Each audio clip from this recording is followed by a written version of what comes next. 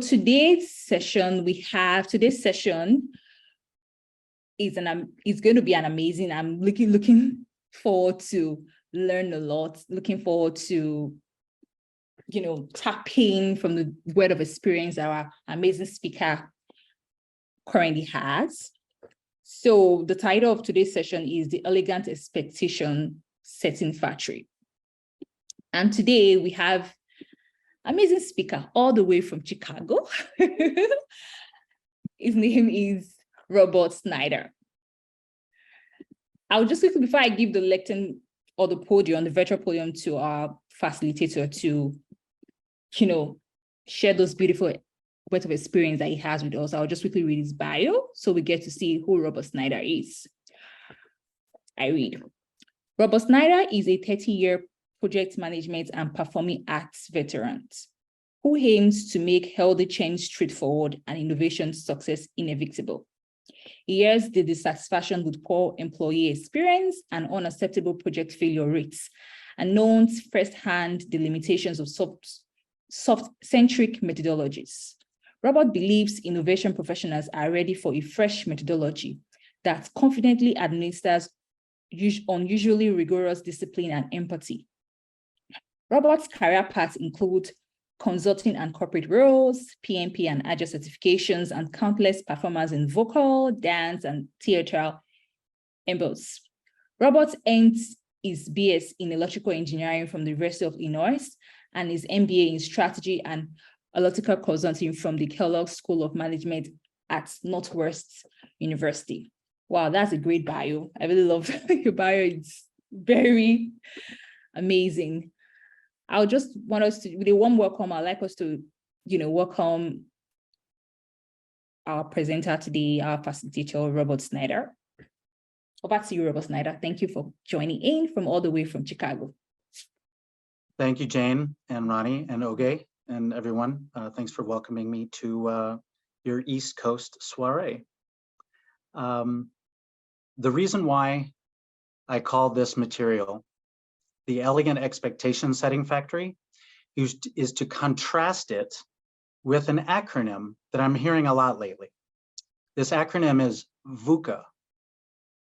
The acronym VUCA stands for volatility, uncertainty, complexity, and ambiguity. A big mess.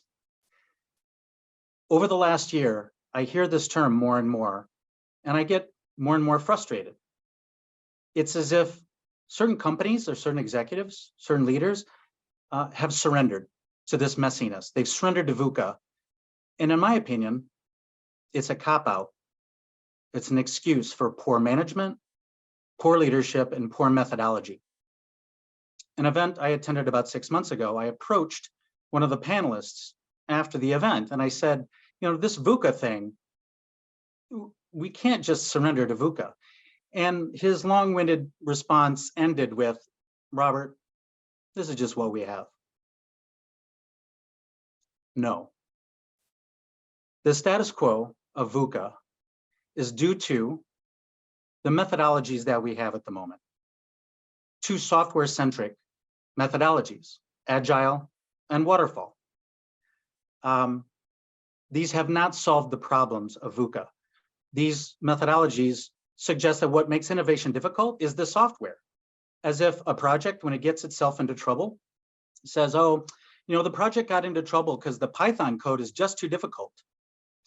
That's precisely wrong. What makes innovation difficult is people.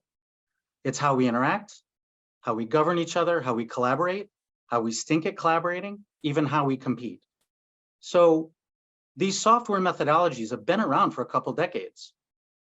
But because what makes innovation difficult is people, formulating a people-centric methodology should not be revolutionary. Formulating a people-centric methodology should not be revolutionary. It's just overdue. That leads me to, I'll go ahead and share my screen. The opposite of VUCA is elegance. And so in a team environment, what I believe is a sign, what good looks like, is an elegant expectation setting factory. One of the first questions I get asked about this material is, Robert, what problem are you trying to solve? The problem I am trying to solve is that our existing frameworks do not solve VUCA. Many of you, I suspect, have heard of you've heard of this framework called a RACI matrix. RACI stands for responsible, accountable, consulted, and informed. RACI's been around for a couple decades, yet it has not solved for VUCA. The next framework is Agile. Agile Manifesto was written over 20 years ago. It has metastasized since then into different forms of Agile. Great, but Agile is not solving for VUCA. So what has happened? Now we have hybrid. Again, hybrid has not solved for VUCA. The agenda for tonight. I hope that you will pursue a culture of discipline instead of through a RACI, through 5 simple verbs. The 5 verbs framework is what I will share over the next half hour or so. Second agenda item is for you to be able to pursue a culture of empathy through the arts. About 10 years ago, I started taking Latin dance lessons, just like this couple on the right, and everything I learned on the dance floor applies off the dance floor.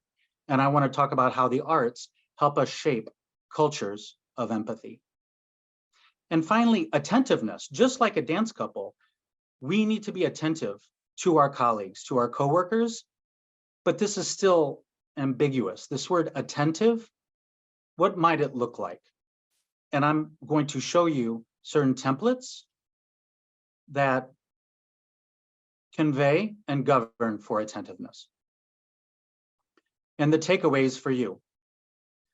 First, I hope that you will take this material and be able to see yourself, envision, and tactically create a rhythm of expectation setting with the 5 verbs.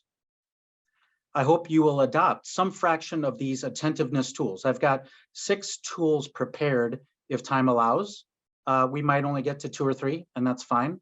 And my hope is that you will see value in some fraction, if not all of these tools for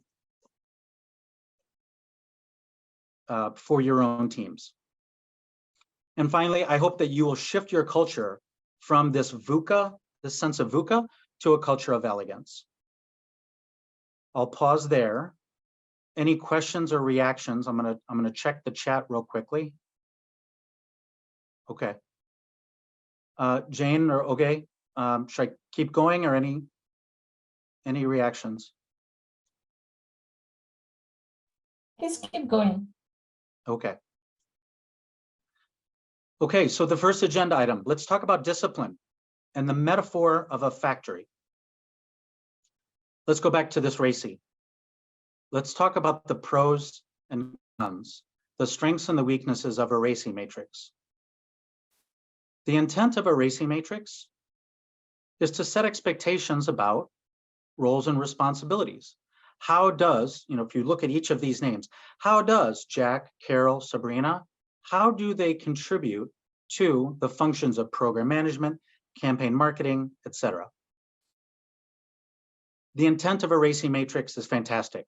But for those of you who have used a RACI matrix 1 or more times on your projects, I suspect you have come to the same conclusion that I have, that the RACI matrix has limitations. It doesn't govern the team very tightly, and there's still too much ambiguity. So we still have too much VUCA, still too much messiness when we try to govern projects through a RACI matrix. Let's take a second example. Verb sprawl. What I mean by verb sprawl is if you have a task list or a project plan that really tries to exercise your team's exotic vocabulary. Here in this word cloud, you see examples like analyze, investigate, discuss, discover, and my favorite, socialize. These verbs harbor incredible ambiguity. These verbs lead me to ask the question, which of this is worth documenting? Which of these is just a chat? Which of these might just be a switch in the vendor tool? This verb sprawl causes us to recreate the wheel, reinvent the wheel, and really spend a lot of time planning and replanning because there's just too much ambiguity in these verbs. So I'm going to propose a third framework that I simply call the 5 verbs. It should resemble a racing matrix to you. There are only 5 verbs. I put review and revise on the same row. And so the 5 verbs are draft, review, revise, approve, distribute. These are very unambiguous terms. When someone on your team has the assignment draft, you know it's written down, you know it's not the last version. It's very unambiguous. Review and revise. Again, low ambiguity. Approve, distribute. So I call this an agreement factory. I find discipline in the 5 verbs. And I don't prohibit, this does apply only to the project plan. I don't prohibit other verbs. I would just claim that they're not worth managing. Don't ask project managers to boil the ocean and handle 40 different verbs. Don't ask project managers to formalize verb sprawl.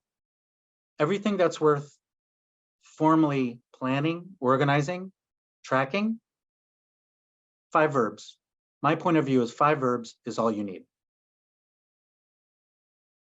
It's essentially a RACI, but with teeth. This is one view of what 5 verbs can look like in a schedule. You'll see days of the week, a default for 1 day of duration for each verb. You'll see assignments. It's unambiguous. Tracy and only Tracy is assigned the draft. There are 3 people assigned to review. Tracy will implement the revisions. Yolanda is the single person to be the tiebreaker, a built-in point of escalation, the person to approve, and then Zach is responsible for distributing this document to the interested non-contributing stakeholders. I love the quote, execution's 2 best friends are simplicity and transparency.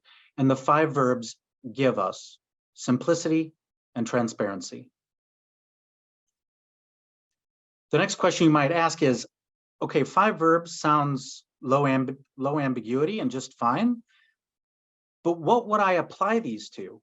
Well, as business analysts, you are certainly familiar with any number of deliverables that business analysts typically contribute to. And what this, I need to hide this on the top of my screen. What this slide shows is a portfolio of approximately 60 deliverables that, from my point of view, all innovation organizations need to document. Any one person is going to contribute to only a fraction of these. So don't worry at all if most of these you don't recognize. But as you progress in your career, you absolutely are going to get familiar with these, or you're going to contribute to these yourself. This first palette at the top of project independent assets, later in this presentation, I will focus on 5 or 6 of these, since this is unique to the body of work, the Elegance methodology that I'm crafting. So I will cover more detail for about a half dozen of these still in this session. The next palette, there's about 15 deliverables that encompass project management functions, process deliverables, and people. The people assets, the profession is change management. The framework that I have used is called ADKAR, A-D-K-A-R. Earlier, when I introduced the acronym VUCA, if you had not heard of that before, I think that's worth 5 or 10 minutes of reading or YouTube. And also, if you don't know the acronym ADKAR, A-D-K-A-R, that is also worth maybe 15 minutes of reading, 10 or 15 minutes of YouTube, just to understand this one of many frameworks used by the change management profession. And then the final palette are the typical technology deliverables that used to have been around since the waterfall days, that fall under the umbrella of design, build, and test. So when you ask, if you were to ask, well, where do I apply these 5 verbs? The marriage to have an asset portfolio is to know exactly what is worth 5 verbs. The top palette, again, it transcends your projects. They're cross-project. And the other 2, the project-specific and technology, it encompasses project management, people, process, technology, assets. So if we had 90 minutes tonight instead of 60, the next question I would ask is, where do you as a BA, either as a junior BA or a senior BA, where do you see yourself contributing? And 5 or 10 years from now in your career, where would you like your career to evolve? Where would you like to contribute? But for tonight, I'll keep going. I'll take a quick look at the chat again. Okay, Jane, should I keep motoring, or any reason to pause? No, please go ahead. I'm actually in track of I'm checking the chat. No question for now. Please go ahead. Thank you. So the pace, the rhythm of these deliverables. Outside of a project, some fraction of these deliverables makes sense approximately quarterly. This schedule shows 3 assets: a market forces matrix, voice of the customer, and decisions, unknowns, and outcomes.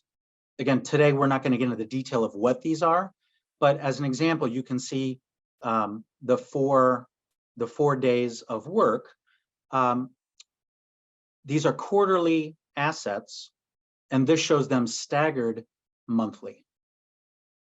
So you and your team, before your next project starts, could or should ask, what quarterly questions do we need to ask ourselves and answer that are worth documenting and really are worth the rigor of the 5 verbs? Let's go to some examples that are more frequent than quarterly. How about monthly?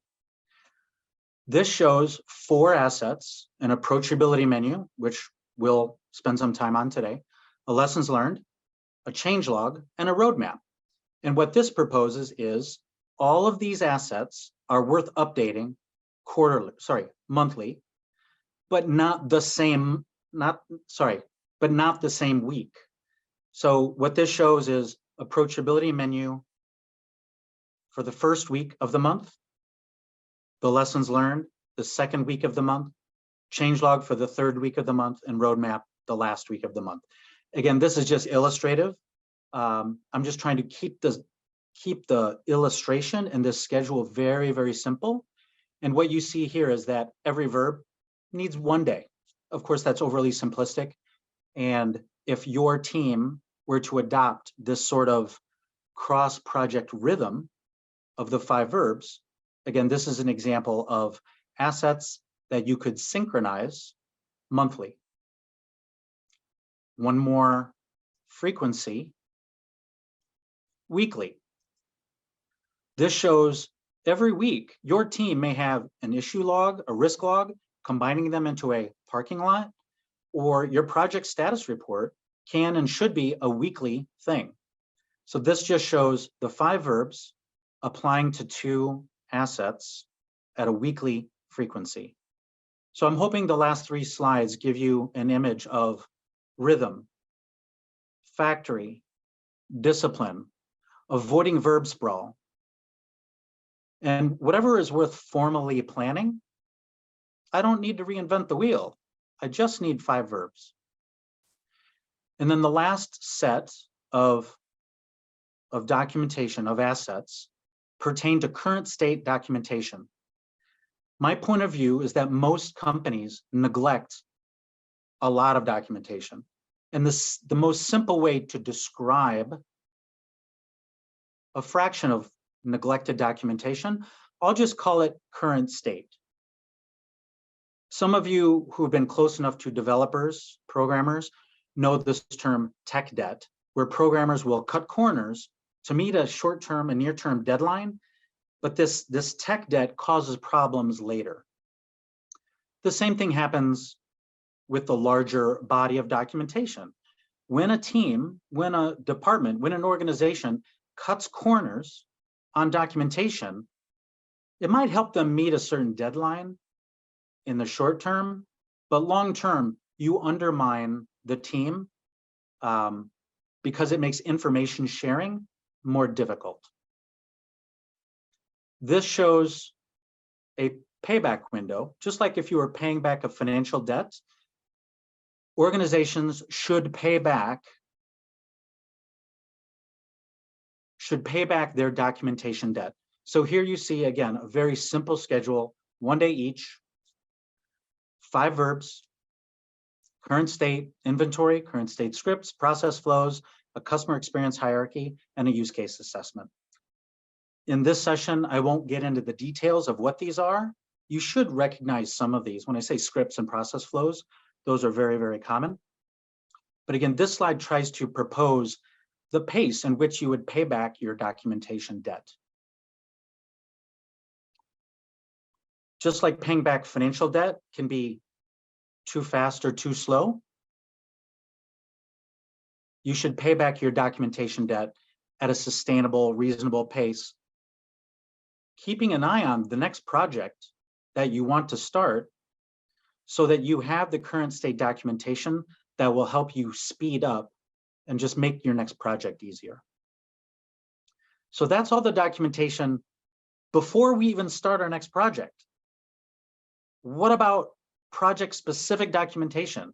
This is how the 5 verbs fit into the beginning of a project. This is weeks 1 through 3, and you'll see at the top, there's a hint of a 12-week schedule. And here you'll see a project charter, a customer lifecycle model, could be your customer journey, future state scripts and process flows, use case definitions. You see the 5 verbs, you see the rhythm. You don't have to reinvent the wheel. The assignments are going to be clear. It's less ambiguous than a RACI. It avoids verb sprawl. I now can delegate this project plan to a very junior project manager because we don't need to reinvent the wheel. And that junior project manager just needs to get durations, assignments, % complete. So we reduce the cost and the laboriousness of project planning. And then the rest of the project, of course, at some point we need to get into the technology deliverables. So here you'll see the top rows 28 through 37 are ADCAR, that's the change management dimensions of the project. And then the rest of it, rows 38 and down, are all design, build, test. So those of you of a certain age, such as me, might remember from the 1970s, a certain American automobile executive named Lee Iacocca. And when I was searching for quotes for my upcoming book, one of Lee Iacocca's quotes is, "The speed of the boss is the speed of the team." And I thought, that's not quite right. If I want to infuse the performing arts and synchronization and rhythm into my teamwork, what's more true is the synchronization skill of the boss is the speed of the team. So as we reflect on these last few slides, ask yourself, how valuable is the simplicity and transparency of the 5 verbs? How valuable is the visibility of assignments? When all I have is 5 verbs and everyone knows that there are only 5 verbs. How valuable is synchronization? How valuable is clarity? And just because it's documentation heavy does not make it impossible to pivot. In fact, now I have incredible clarity of if a project needs to be suspended or just canceled, we can be very, very precise of knowing. We can be very precise knowing and deciding where are we going to suspend or pause a project because some other opportunity or some crisis arose. So the conclusion of the 5 verbs framework, At first, 5 verbs might feel constraining, but I hope you see how avoiding verb sprawl actually is freeing, because now you don't have to reinvent the wheel. You don't have to worry about verb sprawl. The other verbs, just don't manage them, because any other verb outside the 5 verbs, well, it's not worth documenting. It's not worth collaborating. It's not worth oversight. So 6 to 12 months from now, no one's going to care. If it's not governed by the 5 verbs, it's disposable work. The 5 verbs makes your work durable. Jane, I'll pause as I go to the next topic of empathy and the arts. Should I keep going?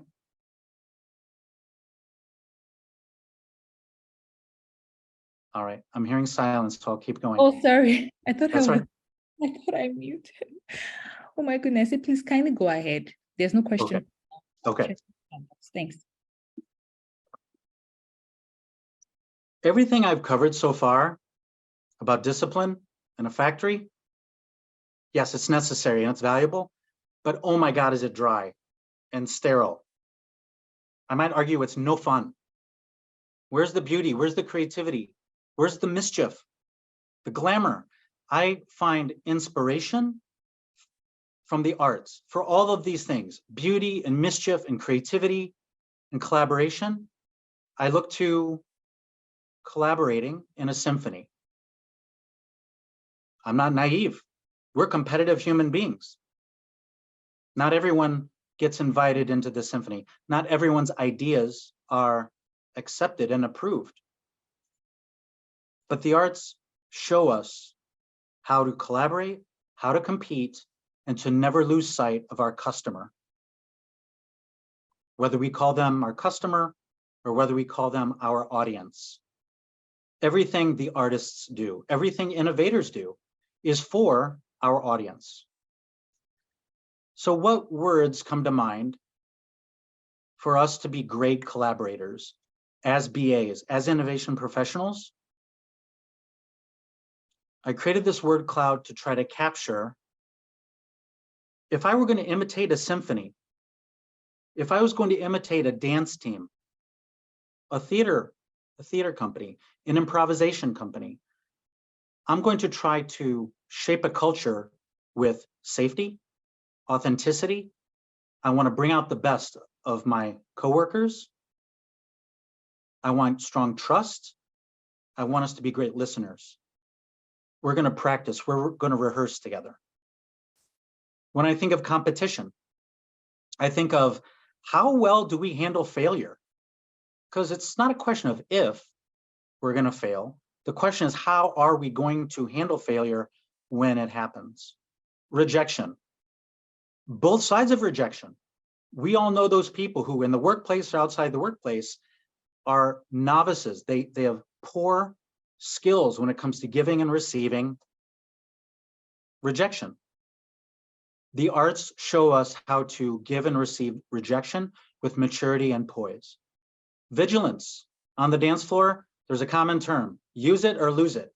And if you learn something on the dance floor and don't use it for 6 months, there's no way you're going to remember that. It's the same in our BA and in our innovation roles.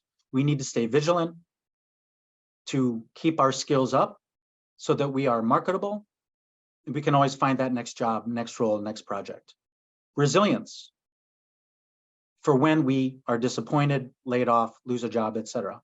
And just like any symphony, instruments need to stay balanced. In our teams, we want to stay balanced. And when we think of the culture traits of an audience, when we have a go live event, when the project completes, I think of celebration. There's a little bit of glamour involved. The memories I have with my team members, these are moments that matter. Picky and forgiving. We have picky customers, we have forgiving customers. The customers pay the bills. We have customers who are intimate. We have an intimate relationship. Some of our customers, we have a distant relationship. GETMO stands for good enough to move on. that is also worth 15 minutes on YouTube. GETMO, again, stands for good enough to move on. This combats perfectionism. And when we're all done and we move on to the next project, the next role, the next employer, all of us leave a legacy.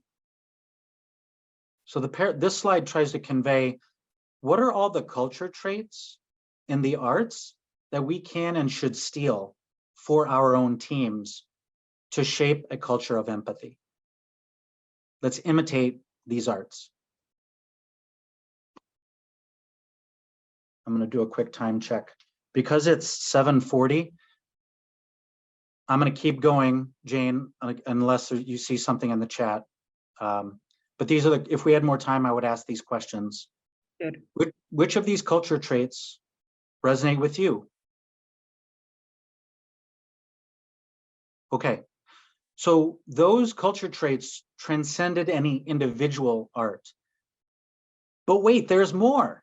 There are culture traits within dance, within music, within improv, and within theater.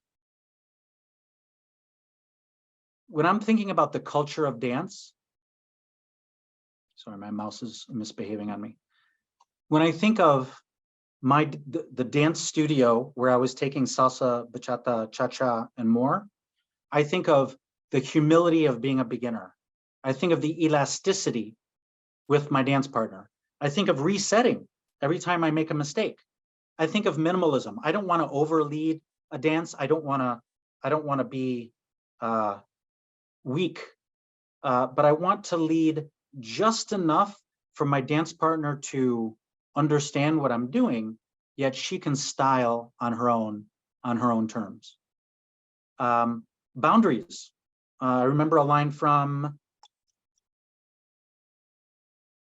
Patrick Swayze, 80s movie. Can someone help me?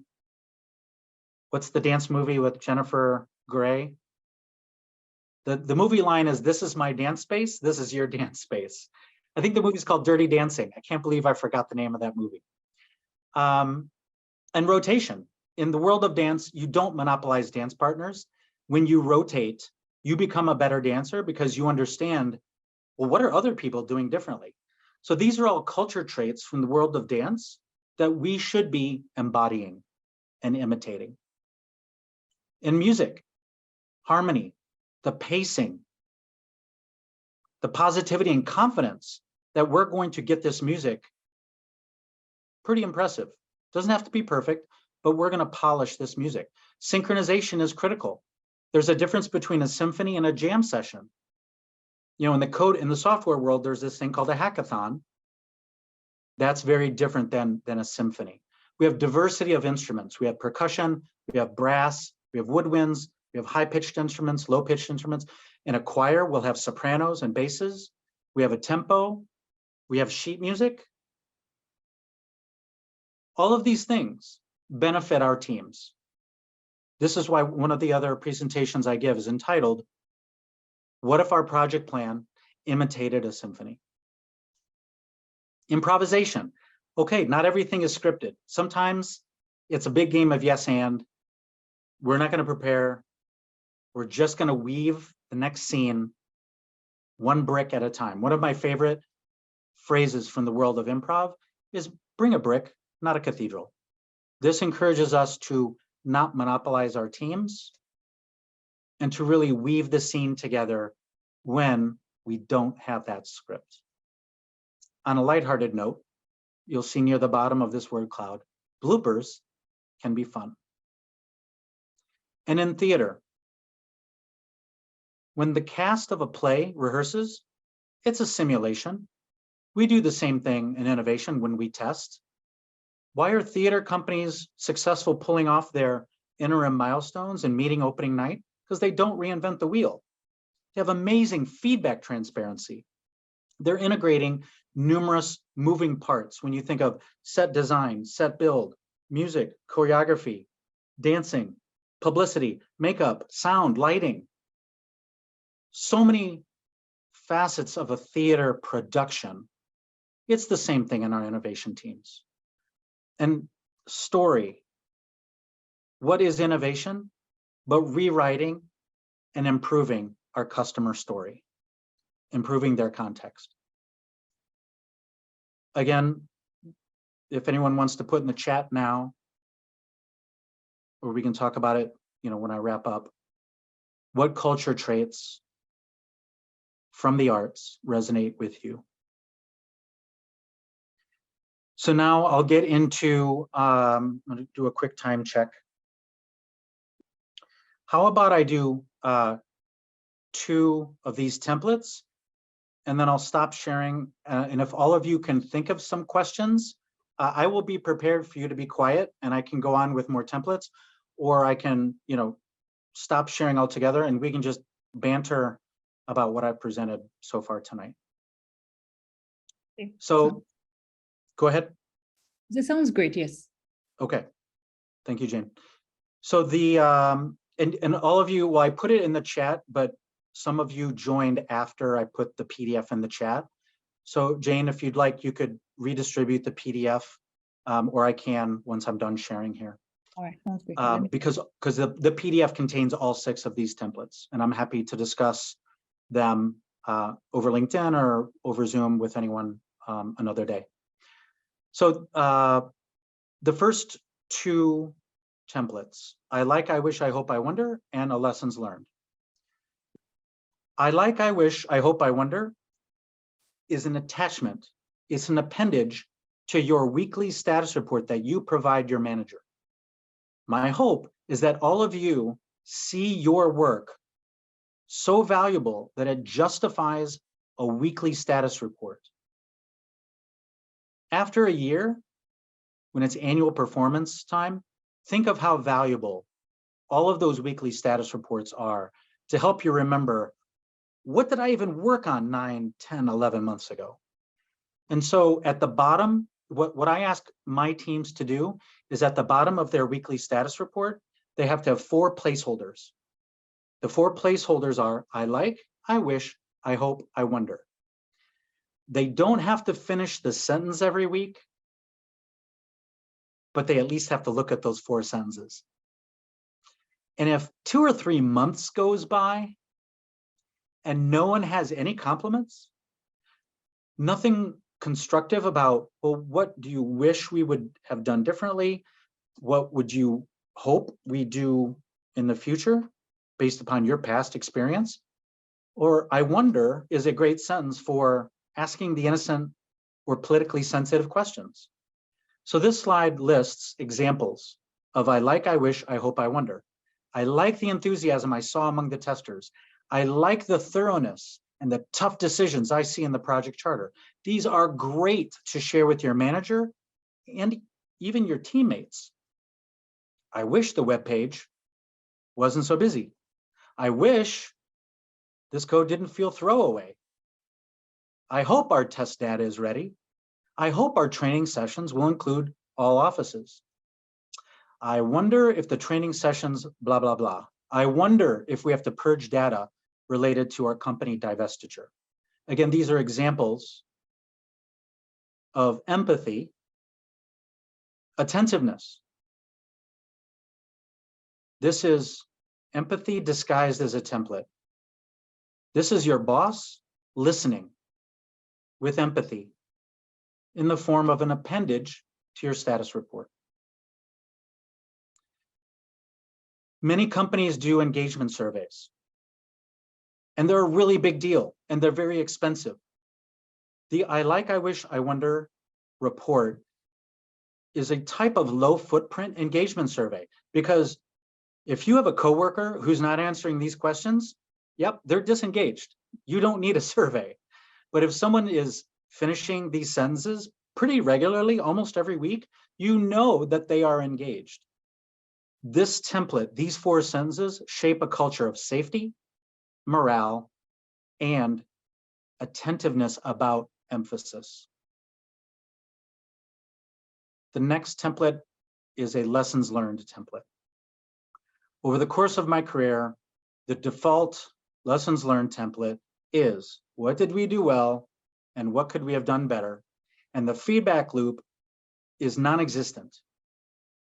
What I've created is a list of about a dozen, what I call pattern in the problems.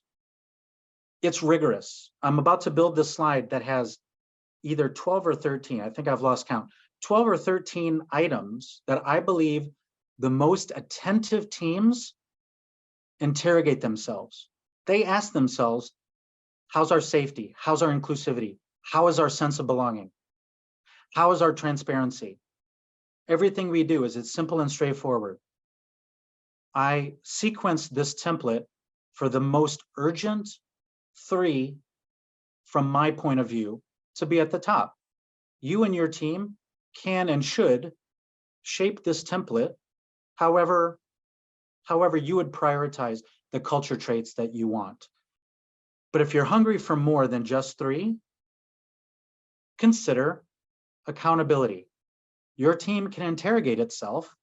How is our accountability? How is our alignment? How is our momentum? How is our morale? Be thoughtful, be transparent. If and when you've mastered those. The next set that I believe are worth prioritizing, how is our sustainability? Is anyone burning out?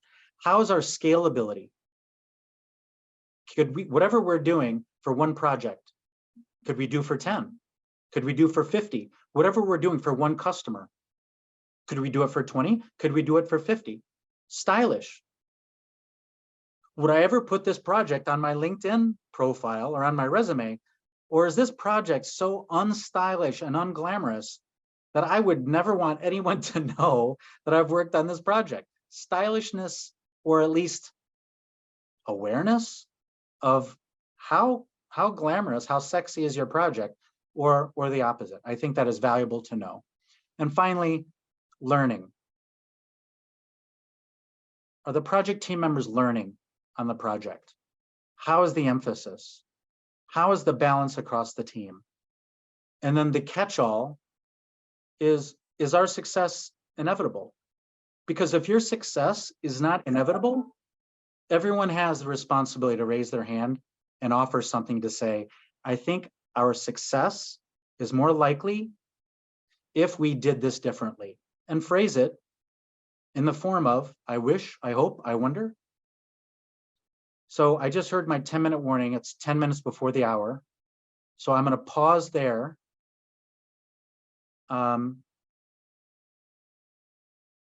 Reactions, questions, thumbs up, thumbs down. What did you like? What did you not like? Exactly. Please let's ask Robert questions. Any questions, any contribution, any insight?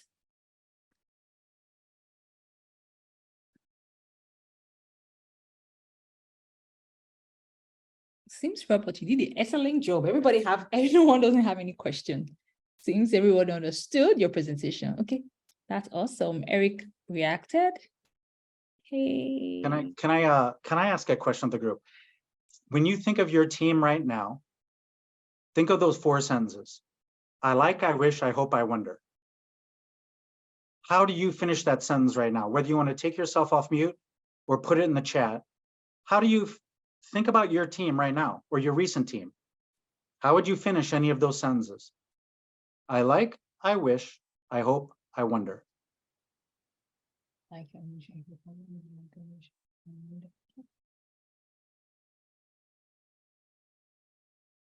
Marianne, love your question. I'll come to it in a minute.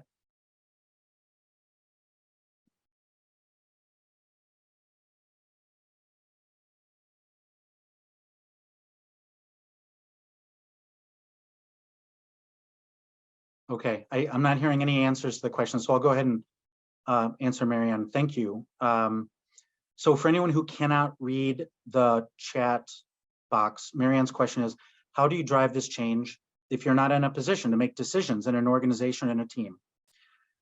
So my worst case scenario, Marianne, is that my hope is that at least you know what good looks like.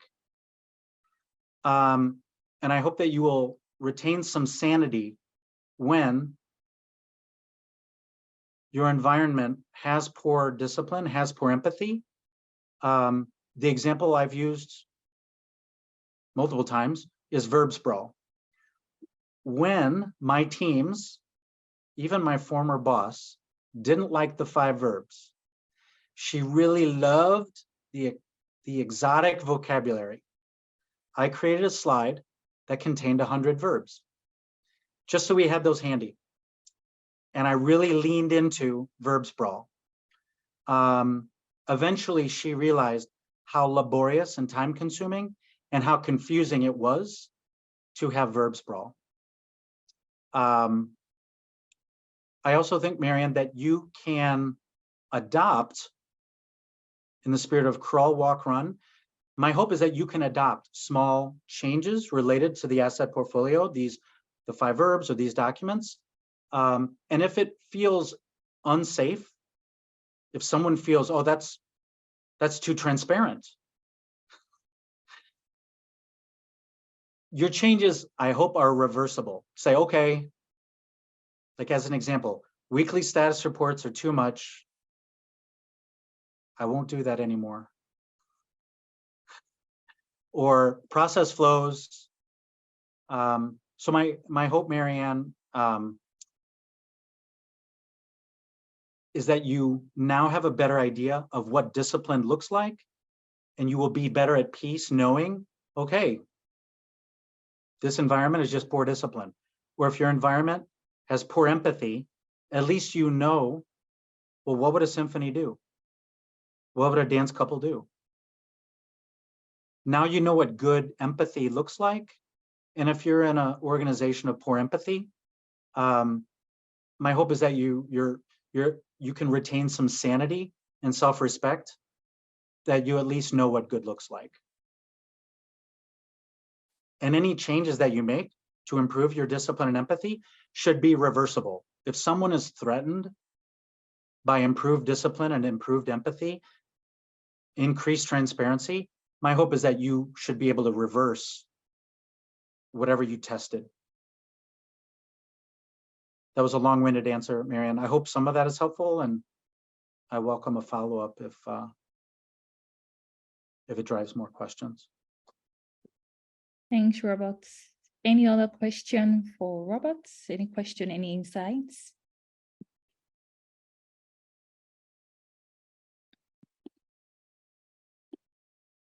Cool. Well, I see it's 4 minutes before the hour. So Jane, do you have closing remarks, or should I just thank everyone? Visit me in Chicago if you're passing through. Yes, I will.